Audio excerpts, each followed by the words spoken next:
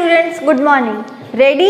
आज आपण आपला नेक्स्ट पार्ट बघत आहोत. तुमचे बुक्स, पेन्स सगळं घेऊन रेडी बसा, बिकॉज आपण शिकवताना नोट्ससुद्धा काढत असतो. मी जसं जसं शिकवत जाईन तसं तसं तुम्ही तुमच्या स्वतःच्या नोट्स काढायच्या आहेत.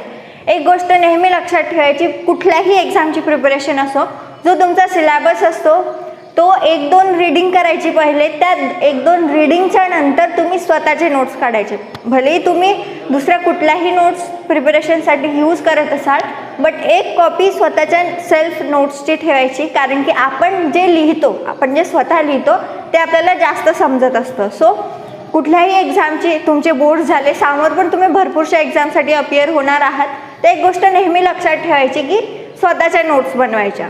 सो आपण कुठलाही वेळ न घालवता आपल्या टॉपिकला स्टार्ट करू. दॅट इज आपला आजचा टॉपिक असणार आहे अ सेल्युलर ऑर्गॅनिझम. बेसिकली आपण 5 किंगडम सिस्टीम बघत आहोत. त्यात आपण first Monera, Protista, then Plantae. मी सांगितलं होतं की आपल्याला पर्टिक्युलर चॅप्टर आहे, नेक्स्ट चॅप्टर तोच असणार आहे आपला. सो त्यात आपण किंगडम प्लांटीबद्दल डिटेल बघणार आहोत. त्यानंतर किंगडम फंगी शिकलो आपण लास्ट लेक्चरमध्ये.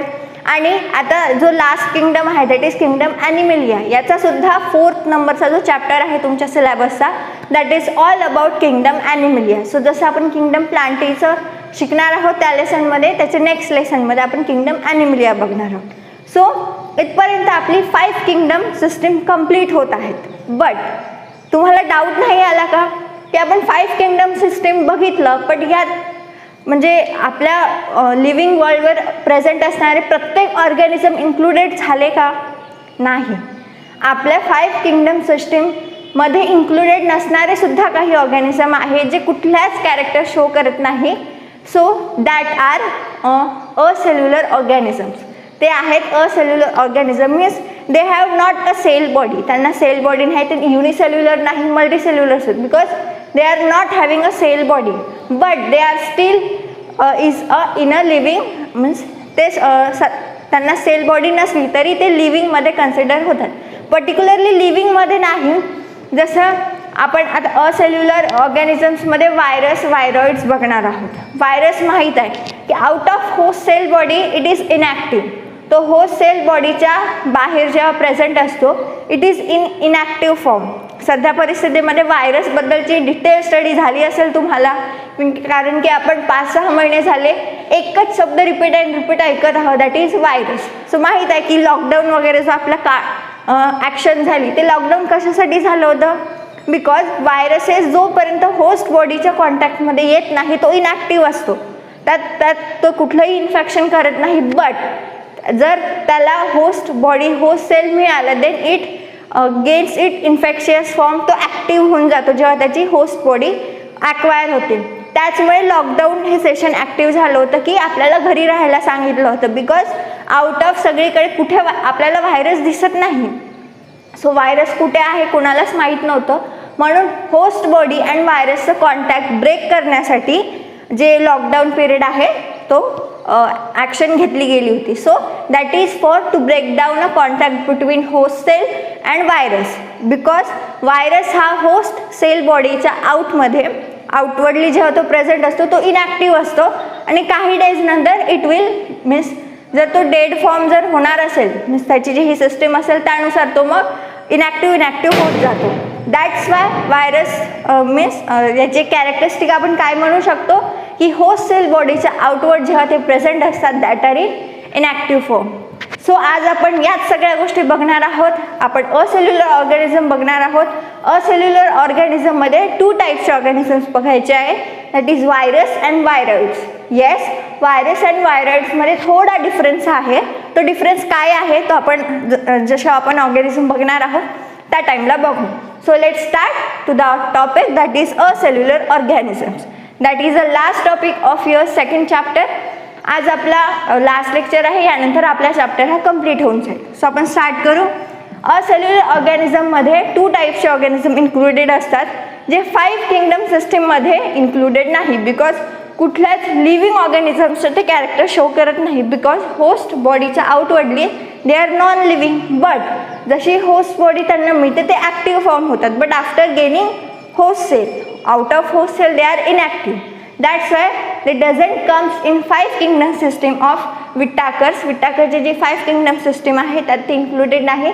एक सेपरेट ग्रुप म्हणू शकतो त्यांना दिलेला आहे, कॅटेगरी दिलेली आहे, that is a cellular organism. त्यातला आपला फर्स्ट अ सेल्युलर ऑर्गॅनिझम आहे दॅट इज व्हायरसेस. आता हा व्हायरसेस शब्द कुठून आला किंवा जे ऑब्लिगेट पॅरासाइट्स आहे यांना व्हायरसेस हा शब्द का बरं दिला गेला, सो याची सुद्धा एक हिस्ट्री आहे. Starting from the scientist Louis Pasteur. Louis Pasteur या सायंटिस्टपासनं या वर्डचं मीन्स इनोव्हेशन और इन्व्हेन्शन झालं. त्यांनी जे ही वेनम और पॉयझन ही जी कॅटेगरी होती means those who are venom and poisonous यांना व्हायरस हा नाव दिलं. लुईस पाश्चर यांनी जे ही वेनम अँड पॉयझन आहे यांना व्हायरस म्हणून नाव दिलं. But further bye M J Beijerinck यांनी मग नंतर फर्दर जे ही ऑब्लिगेट पॅरासाइट्स आहे यांना मग पर्टिक्युलर ते व्हायरस आहे बा असं नाव दिलं. फर्स्ट जे लुईस पाश्चर होते यांनी वेनम अँड पॉयझन हे जे 2 कॅटेगरीज आहे म्हणजे दोज आर पॉयझनस यांना एक शब्द म्हणून एक नाव दिले that is virus. Then further स्टडीने जे ही एम जे बिझनेरनेक आहे यांनी मग फर्दर जे ऑब्लिगेट पॅरासाइट्स आहे those are obligate parasite these are a viruses मग त्यांना एक नाव दिलं. जे व्हायरस आधी लुईस पाश्चरने हे नाव इन्व्हेंट केलं होतं. देन एम जे बिझनेरनेकनी यांनी जे ऑब्लिगेट पॅरासाइट आहे यांना व्हायरस म्हणून टर्म केलं.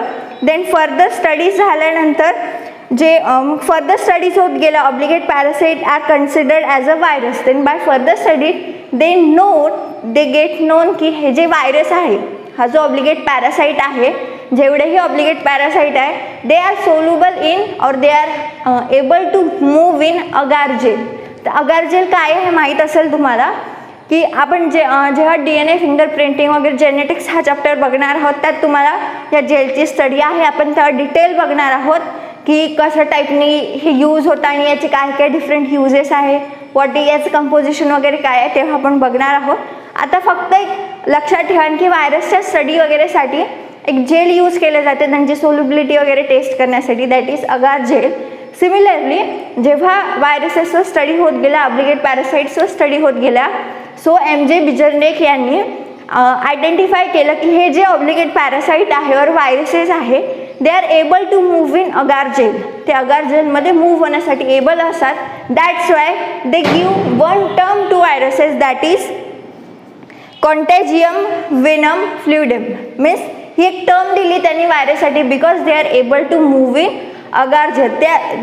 ते जे काही सोल्युबल व्हायरसेस होते त्यांच्या फिल्ट्रेटसाठी त्यांनी एक टर्म कन्सिडर केली दॅट इज कॉन्टॅजियम वेनम फ्लुइडम. तुमच्या टेक्स्टबुकमध्ये वर्ड मेन्शन आहे. कॉम्पिटेटिव्ह एक्झामसाठी इम्पॉर्टंट पोर्शन आहे, लक्षात ठेवा.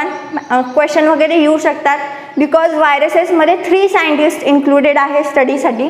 फर्स्ट लुईस पाश्चर यांनी जस्ट वेनम अँड पॉयझन या टर्मसाठी व्हायरस हा शब्द इन्व्हेंट केला. Then further M J Beijerinck यांनी obligate parasite are a viruses means obligate पॅरासाइटला व्हायरस म्हणून टर्म केलं. And then further M J बिझनेरनेकनी स्टडी केली दॅट की जे ही ऑब्लिगेट पॅरासाइट और व्हायरसेस आहे they are able to move in agar gel and they are soluble in some conditions they are soluble also. So for that they again termed one condition that is contagium veum fluidum that is for जे ही filtrate असतं जे ही soluble viruses आहेत त्यांचं जे filtrate असतं त्याच्यासाठी ही term त्यांनी कॉइन केली. Then further again one scientist that is Stanley यांनी जे ही व्हायरसेस आहेत त्यांच्या फर्दर कॅरेक्टरिस्टिक स्टडीज केल्या. That are viruses are inert outside host body and they can be crystallise. आता आपण आधीच बघत आहोत स्टार्टिंगपासून मी टॉपिक स्टार्ट केला तेव्हापासून सांगत आहे की जे व्हायरसेस आहेत ते होस्ट बॉडीच्या बाहेर इनॅक्टिव्ह असतात दॅट इज इनर्ट असतात. सो सायंटिस्ट स्टॅनली यांनी सुद्धा हे सगळं सांगितलं की that are viruses are inactive out of the host body they are inert out of the host body and they can be crystallise. Yes काही procedures करून virus can be crystallise. आता आपण जे ही कॅरेक्टरिस्टिक्स बघितले हे 3 सायंटिस्टच्या बेसिसवर बघितले. So first is Louis Pasteur Yes, the first is Louis Pasteur. The term venom and poison as viruses. Then further म्हणजे बिजरनेक याने फर्दर जे ऑब्लिगेट पॅरासाइट आहे दे आर अ व्हायरसेस असं टर्म केलं. That obligate parasites are the viruses असं term केलं. And then again they coined one term that is contagium vivum fluidum. हे असे काही मेन वर्ड्स नोट्स जेव्हा तुम्ही शॉर्ट नोट्स काढता तेव्हा फक्त असे मेन वर्ड्स लिहून ठेवायचे की तो एक वर्ड आपण रीड केला की आपल्याला जे ही फर्दर एक्सप्लेनेशन आहे ते समजून जातं. ओके. सो त्यानंतर third scientist that is Stanley. यांनी काय फर्दर 2 कॅरेक्टरिस्टिक शो केल्या व्हायरसेसच्या. That are they are inert outside host cell or host body and they can be crystallized. So that is certain characters and history of viruses. हे काही certain character and viruses ची history आहे. आता basically viruses काय असतात त्या means त्यांची further function नाही म्हणू शकत, ते कसे कॅरेक्टर शो करतात आपण ते बघू. First viruses lack their own body. आपल्याला माहीत आहे की व्हायरसेसला स्वतःची सेल बॉडी नसते. आपण असेल्युलर ऑर्गॅनिझम बघत आहोत. That means they are not having cell body. Similarly viruses are also not having their own body और own cell body. They are just having proteins. Protein coat असतं. Protein कोटच्या आतमध्ये genetic material असतं. Genetic material is may be DNA, it's may be RNA. आता यामध्ये सुद्धा single standard RNA, double standard RNA और double standard DNA असे कुठलेही types as a genetic material म्हणून असू शकतात. इवन व्हायरसेसचे जे टाइप्स आहे ते त्यांच्या जेनेटिक मटेरियलवरून पडतात. मीन्स RNA ज्या व्हायरसेसचं जेनेटिक मटेरियल असेल they are in one category and ज्या व्हायरसेसचं DNA as a genetic material असेल ते डिफरंट कॅटेगरीमध्ये असतात. मीन्स बेसिकली 2 टाइप्सचे व्हायरसेस असतात. Those whose genetic material is RNA and those whose genetic material is a DNA. So आता आपण व्हायरसेसबद्दल बघत आहोत की त्यांची होस्ट बॉडी स्वतःची काहीच बॉडी नसते. They are just having protein coat. Protein कोटच्या आतमध्ये जेनेटिक मटेरियल असते. जे ही प्रोटीन कोट आहे इट कॉल्ड ॲज कॅप्सिड्स. आणि या कॅप्सिडमध्येच फर्दर स्मॉल युनिट असतात दॅट आर कॅप्सोमर्स. सो आपण आता बेसिक त्यांची बॉडी स्ट्रक्चर, बॉडी नाही म्हणू शकत बिकॉज त्यांना पर्टिक्युलर बॉडी नसते, जस्ट त्यांचं कंपोजिशन. सो आपण त्यांचं कंपोजिशन बघून घेऊ. First they are not having their own cell body. Cell body नसते त्यांना. तर काय प्रेझेंट असतं that is protein coats present असतात. प्रोटीन कोटच्या आतमध्ये जेनेटिक मटेरियल प्रेझेंट असतं.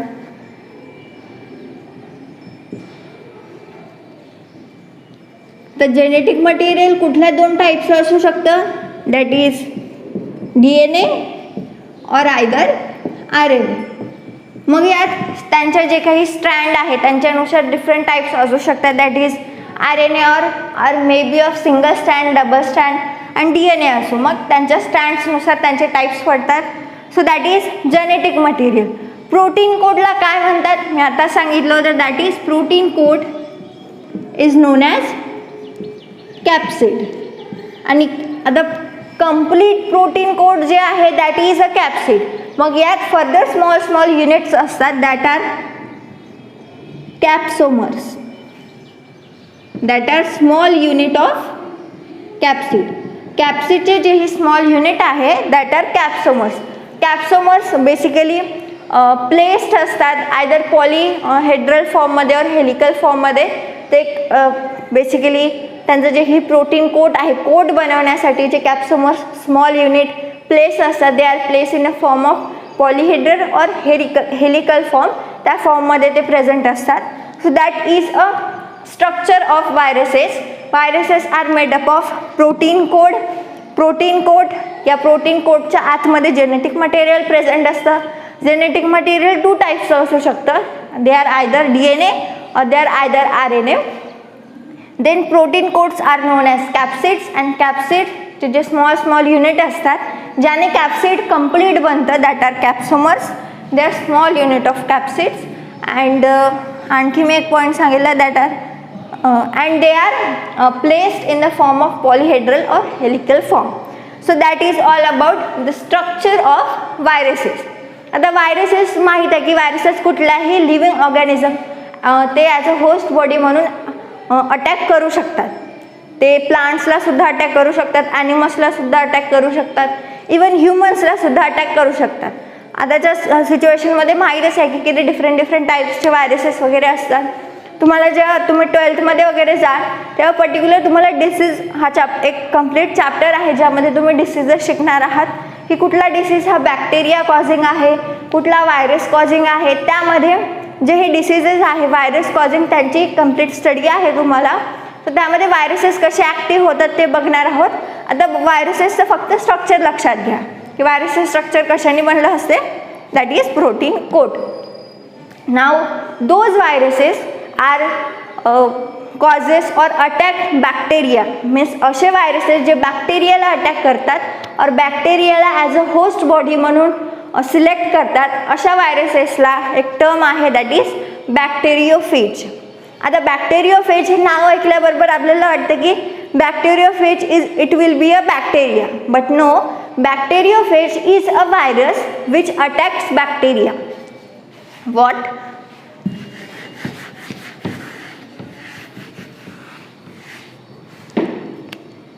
बॅक्टेरियोफेज is a virus which attack bacteria. हे एक सिंपल वेची डेफिनेशन झाली समजण्यासाठी की असे व्हायरसेस जे बॅक्टेरियाला अटॅक करतात दॅट आर बॅक्टेरियोफेजेस. कन्फ्युजन होतं की बॅक्टेरियोफेज म्हटल्याबरोबर फर्स्ट जे वर्ड क्लिक होतं that it will be a bacteria, but no, bacteriophage is a viruses which attacks a bacteria. Means बॅक्टेरियालाच अटॅक करणाऱ्या व्हायरसेसला बॅक्टेरियोफेज म्हणतात. बाकी कुठल्याही ऑर्गॅनिझमला कुठलाही व्हायरस अटॅक करत असेल that are only consider as a virus. फक्त जो व्हायरस बॅक्टेरियाला अटॅक करत असतो that is a bacteriophage. Okay. Now त्यानंतर आता तुमच्या टेक्स्टबुकमध्ये बॅक्टेरियोफेजची डायग्राम आहे, मी ते एक्सप्लेन सुद्धा करून घेईल की त्यांचे पार्ट्स वगैरे कसे होतात. आपण आता एक व्हायरसबद्दल बघून घेऊ की व्हायरस कुठल्या टाईपचं डिसीज कॉज करत असतात. तुमच्या टेक्स्टबुकमध्ये जो लास्ट पॅराग्राफ आहे व्हायरसेसचा that is all about the diseases cause by virus. Okay.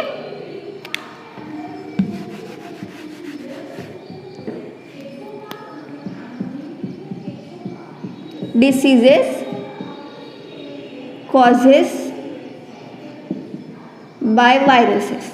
आता यात प्लांट्सला ऑब्वियसली प्लांट्सला सुद्धा व्हायरस अटॅक करू शकतात, that is leaf curling, yellowing and mosaic formation etc. Means प्लांटवर जे ही स्मॉल डिसीजेस येत असतात that are due to viruses. Means ते प्लांटवर ॲक्टिव्ह असतात, ते फर्दर दुसऱ्या ऑर्गॅनिझम्सवर ॲक्टिव्ह नसतात. सो मग त्यांना डिसीज कुठल्या टाईपचे होते that is leaf curling, then yellowing. Means what की त्यांची जे ही लाईफ स्पॅन आहे प्लांटचं लाईफ स्पॅन कंप्लीट न होता आधीच it started become yellow. Plant means जे लीव्ज आहे ते जेव्हा विल्टिंग मीन्स जेव्हा ते मीन्स एजेड होतात त्यांचं जे ही कंपोजिशन आहे ते कम्प्लिटली यूज्ड होतं, त्यानंतर ते फॉल डाऊन होतात. सो फॉल डाऊन होण्याचा जो स्पॅन आहे तो पर्टिक्युलर स्पॅन असतो त्याच्यात की त्यांनी पूर्ण फंक्शन परफॉर्म केले, त्यानंतर त्यांचं काम कंप्लीट झालं, दे शेडेड ऑफ फॉल ऑफ. पण हे जे फंक्शन हे जे प्रोसेस आहे हे येण्याच्या आधीच they started yellowing This is due to a viruses. Then again leaf curling, yellowing and mosaic formation. These are some diseases caused due to viruses on plants. Then further animals, that is smallpox or means this is related to humans also. आपले means जे ही chickenpox is not due means तुम्हाला further समोर diseases कुठल्या कुठल्या टाईपचे disease कुठल्या viruses नव्हतं याची स्टडी आहे. आता फक्त एवढंच लक्षात घ्या की ॲनिमल्सला कुठल्या टाईपचे डिसीज होतात, प्लांट्सला कुठल्या टाईपचे डिसीज होतात. ॲनिमल्सला होणारे disease that is small pox. Then जे ही means pets and wild animals असतात यांच्या माउथ आणि फीटवर ऑर आयदर जे त्यांचे आर्म्स वगैरे असतात त्यांच्यावर डिसीज होत असतो. It is due to a viruses that is mouth and feet get infected. Then after जो स्वाईन फ्लू वगैरे अशा टाईपचे डिसीज आहे that are cause due to viruses. And the disease AIDS which causes to humans, it is also caused due to virus. Okay, that are some diseases which causes due to virus. Plants ला सुद्धा होतात, animals ला सुद्धा होतात. आणि जो virus बॅक्टेरियाला attack करतो दॅट इज अ बॅक्टेरियोफेज. आता आपण जी बॅक्टेरियोफेजची डायग्राम आहेत ते बघून घेऊ. So now that is figure of bacteriophage. Bacteriophage means what? That is those viruses which attack a bacteria. It is a bacteriophage. Now आता आपण bacteriophage चे डायग्राम बघून घेऊ. Bacteriophage च्या डायग्रामला बेसिकली 3 पोर्शन्स मध्ये आपण डिवाइड करू शकतो. That is head portion, then that is middle portion and that is a tail fiber और टेल पोर्शन. आता हा हेड पोर्शन मीन्स व्हॉट? हे जे काही दिसत आहेत that is a capsid coat. जो हेड पोर्शन आहे that is a capsid coat, that is means protein coat that is known as capsid.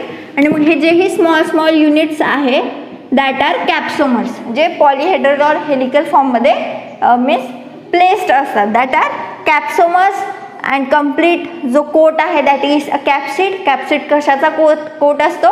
Yes, that is it is of protein coat. मग याच्या आतमध्ये जेनेटिक मटेरियल प्रेझेंट असतं. हे जे काही coat आहे याच्या इनर साईडला आयदर DNA और RNA as a genetic material present असतात. नेक्स्ट हे जे पोर्शन आहे it is a collar.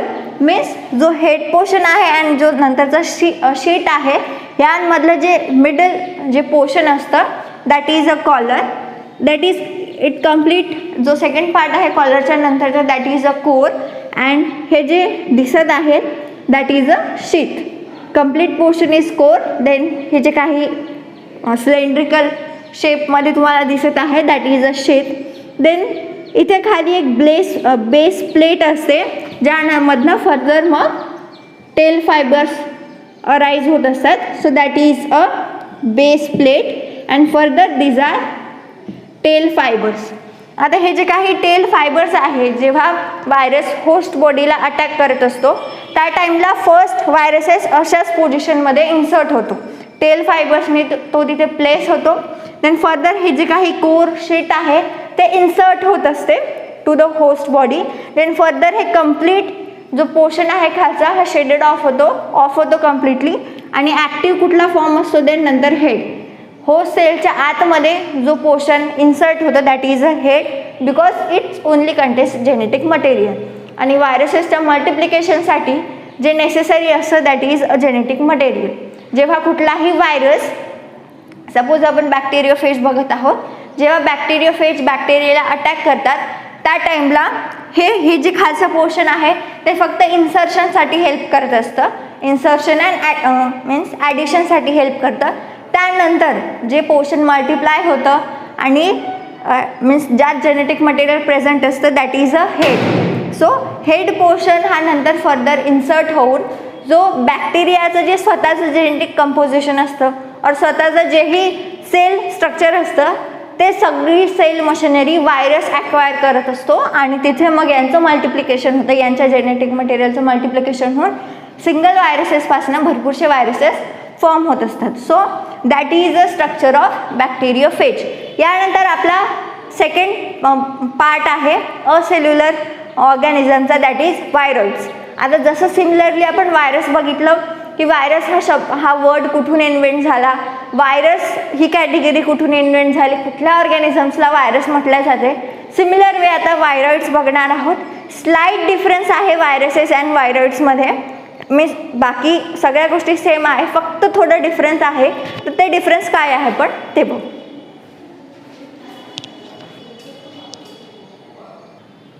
So नाव दॅट इज व्हायरॉइड्स. आता व्हायरॉइड्स काय आहे आपण ते बघू. तुम्हाला एक डिसीज माहीत असेल, that is potato spindle tuber disease. हा जो पोटॅटो स्पिंडल ट्युबर डिसीज आहे हा कुठल्या मीन्स ऑर्गॅनिझमनी कॉज होतो, that is this disease was found to be caused by single stranded RNA. आतापर्यंत आपण जेही बघितलं की व्हायरसने डिसीज होतो, बॅक्टेरियाने डिसीज होतो, और आयदर कुठल्या ऑर्गॅनिझमने डिसीज होतो. But this potato spindle tuber disease it cause by single stranded RNA. आता जेनेटिक मटेरियल आहे, obviously single stranded RNA is a genetic material. So हे जे जेनेटिक मटेरियल आहे हे प्रेझेंट असते, हे फ्रीली प्रेझेंट असतं.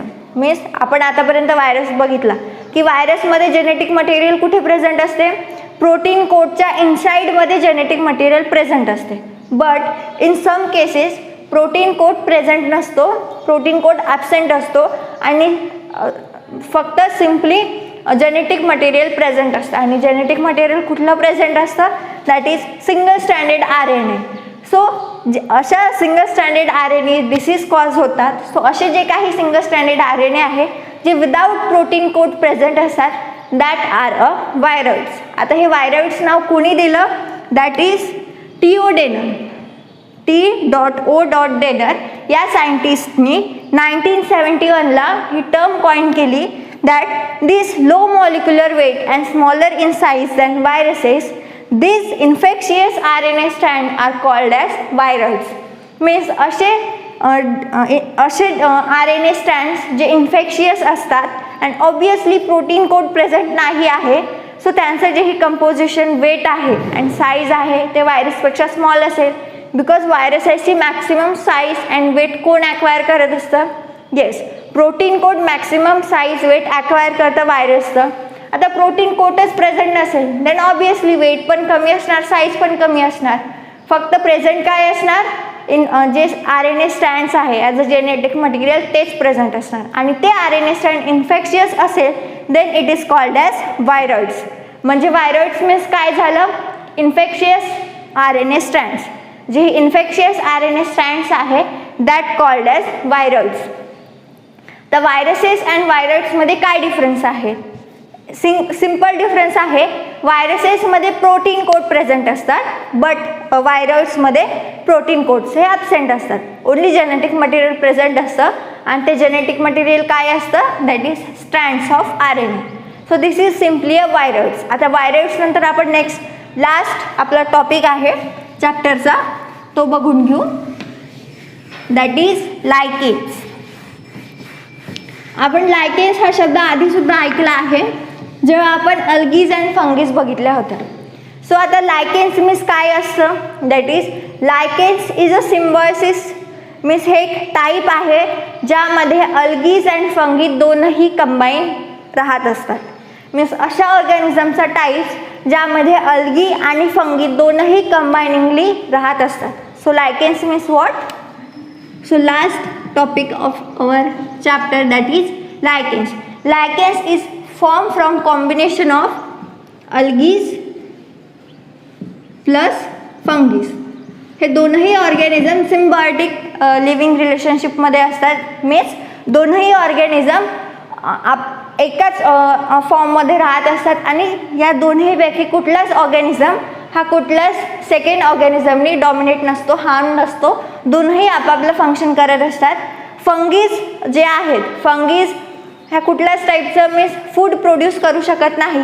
सो अल्गीज जे आहे, अल्गीज ऑब्वियसली ब्लू ग्रीन अल्गी और सायनोबॅक्टेरियाज प्रेझेंट असतात. अल्गीज जे काही आपण टाईप्स बघितले त्यामध्ये ब्लू ग्रीन अल्गी असते, अदर ग्रीन अल्गी असते, सायनोबॅक्टेरियाज असतात. So they are having pigments. अल्गीजमध्ये पिगमेंट्स प्रेझेंट असते आणि फंगीजचे जेही फर्दर काही टाईप्स आहे ज्यांमध्ये पिगमेंट प्रेझेंट नसतं. And fungis are all of heterotrophs, that means they are depend on other for their food. तर लायकेन्समध्ये अल्गीज अँड फंगीज दोनही प्रेझेंट आहे. That means algae provides food to the fungus and fungi provides shelter plus water absorption and mineral absorption to algae. आता बघा, algae फंगीजला food provide करणार and second hand fungis त्यांना shelter plus food प्रोडक्शनसाठी जे necessary material आहे ते provide करणार. दॅट मीन्स लायकेन्समध्ये अल्गीज अँड फंगीज दोनही कंबाईन राहत असतात आणि यांची जी राहण्याची सिस्टीम आहे it is known as symbiotic or symbiosis. So that is a lichens. Lichens means कुठलं दोन कॉम्बिनेशन आहे, that is algae and fungis. Lichens or जे ही अल्गी मेंबर्स असतात मीन्स आता algae members and fungi members different असतात but generally they are not differentiable. Generally जे lichens असतात त्यामध्ये आपण आयडेंटिफाय करू शकत नाही की यातला अल्गल मेंबर कुठला आहे आणि फंगल मेंबर कुठला आहे. बट जनरली जे अल्गल मेंबर्स असतात दॅट आर फायकोबॉयंट्स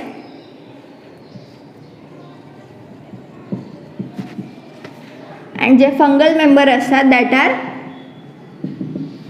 मायकोबॉयंट्स. सो फक्त हे दोन नाव लक्षात ठेवा की जे ही अल्गल मेंबर्स आहे दे आर फायकोबॉयंट्स अँड जे फंगल मेंबर आहे they are mycobionts. So this is general information about lichens. Lichens आपण ॲज अ फूड म्हणून पण यूज करतो. In some medicines in some industries सुद्धा लायकेन्स यूज होतात. So that is our last topic of this lesson and this chapter, that is lichens. Lichens मध्ये फक्त एकच गोष्ट लक्षात ठेवायची की लायकेन्स हा असा ऑर्गॅनिझम आहे जो दोन ऑर्गॅनिझमनी बनलेला आहे, that is algae and fungi. So that is all about lichens. इथे आपला सेकंड युनिट कंप्लीट होतो, that is systematics of living organism. यामध्ये आपण 5 किंगडम सिस्टीम बघितली, त्यामध्ये kingdom Monera, kingdom Protista, kingdom Plantae and Animalia आपण ॲज अ चॅप्टरमध्ये त्यांचे जे सेपरेट चॅप्टर आहे तिथे बघणार आहोत. किंगडम फंगी बघितले. देन आजचा लास्ट पोर्शन आपला that is a cellular organism, त्यामध्ये आपण वायरॉइड्स बघितले and last topic that is lichens. या चॅप्टरमधला आपण जो इम्पॉर्टंट पार्ट आहे तो कंप्लीट स्टडी करून झाला आहे. काही डाऊट असेल और आयदर काही पोर्शन समजला नसेल तर कमेंट बॉक्समध्ये सांगा आणि आयदर काही सजेशनसुद्धा असेल ते सुद्धा कमेंट बॉक्समध्ये सांगा. थँक्यू.